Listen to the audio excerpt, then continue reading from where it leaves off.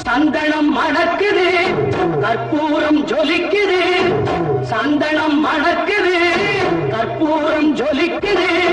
கந்தகிரி கோவில் வந்தால் நன்மையெல்லாம் நடக்கும்